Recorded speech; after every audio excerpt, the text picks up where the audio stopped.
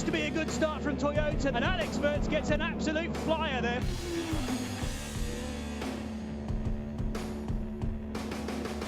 (1985).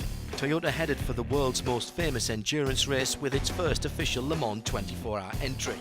And the 2.1-litre four-cylinder turbocharged 85C put in a respectable performance to qualify. Both cars raced into the night, only for the lead 38 car to retire with clutch failure. The number 36 car soldiered on to secure 12th place, the first time a Japanese car had finished at the legendary Circuit de la Sarthe. 1986. Dome and Toms returned with Toyota's now race-proven engine, but hopes for both cars were dashed, reliability and regulations taking both cars out of the race. Despite the bitter taste, giving up was never an option. In 1988, both factory-backed 88C cars finished, clinching 12th and 15th in Group C1.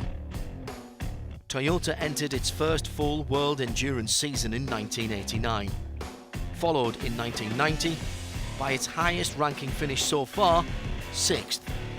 Le Mans is the pinnacle of accelerated faithful research and development, and there are few better demonstrations of that than the TS010.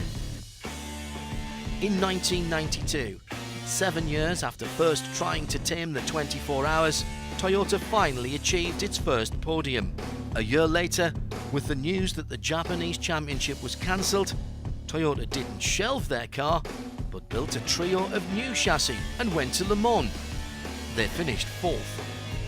Toyota's racing program has always been run with passion by people spellbound with Le Mans. That speaks volumes. By the second pit stop of the race, a Le Mans car has done the equivalent of a full Formula 1 race at F1 speeds. And there's more than 22 hours still to go.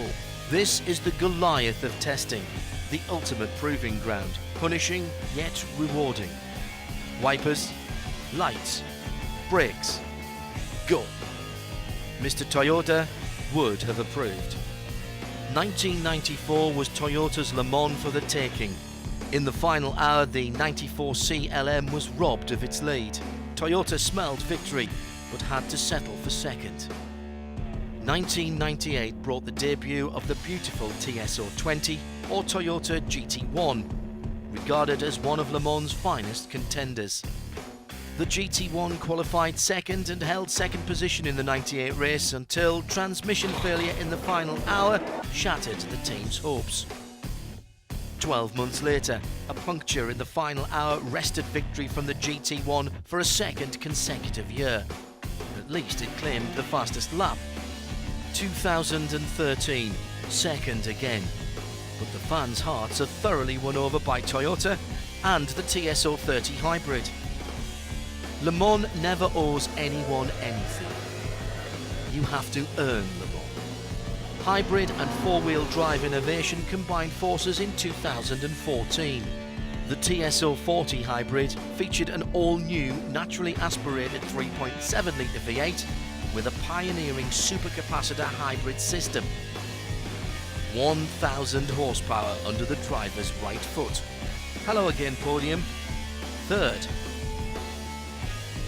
So 2015, 3 decades after its debut, Toyota arrives at the Le Mans 24 Hours armed with the ultimate incarnation of a supercapacitor race hybrid and 30 years of unfinished business. Here's to the future.